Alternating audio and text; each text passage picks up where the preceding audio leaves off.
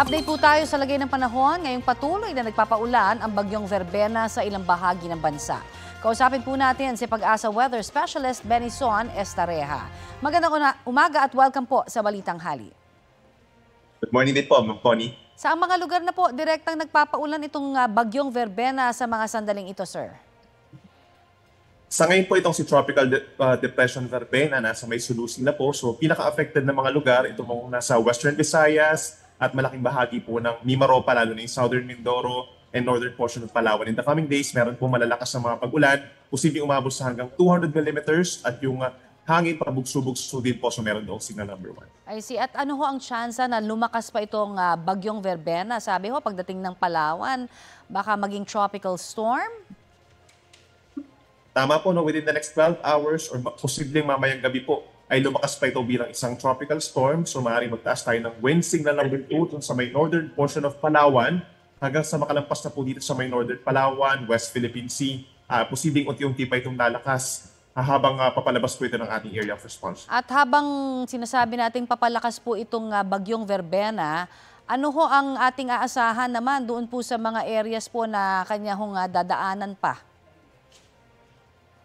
Yung portion ng Palawan, tapos ilang areas pa dito sa may Southern Mindoro, makakaranas din po sila ng mga pag-ulan na madalas malalakas po. No? Expect po nila na magkakaroon ng mga heavy rainfall warnings. Yung mga pag-ulan, posible po siya magdulot ng mga pagbaha. Hindi lang to sa mga low-lying areas, no? Yung mga tipong hindi madalas binabaha ng mga lugar. Pag-apaw din po ng mga kailugan dito sa may Paping Mindoro and Northern Palawan at yung landslides or pagguho ng lupa, possible pa rin po knowing na saturated pa yung ating ilang kalupaan doon at nagkaroon nga ng mga pag-ulan itong mga nagdaang araw. Yung kanya pong truck ay para daw kay Tino.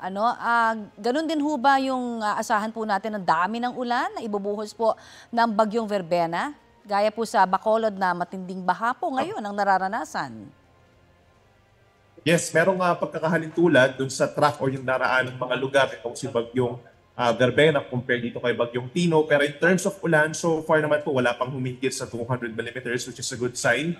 Expect pa rin po within the next 24 hours, meron na lang talagang mga delikadong mga pag-ulan na nagdudulot nga po ng pagbaha at landslides. At in terms of it, hindi hamak na mas malakas talaga itong si bagyong Tino compared kay Verbena. At ito pong nararanasan natin dito po sa Metro Manila na medyo paumpon-ambon, makulimlim ho kaninang umaga. Wala ho ba itong kinalaman sa bagyong Verbena?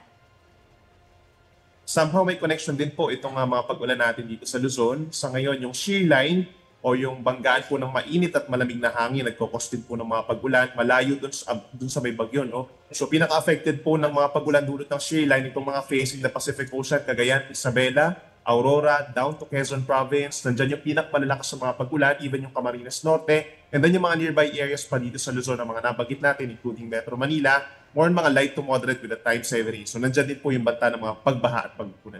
Alright, marami pong salamat sa inyo pong update na yan sa amin. Yan po naman Salamat si Pag-asa Weather Specialist Benison Estareja.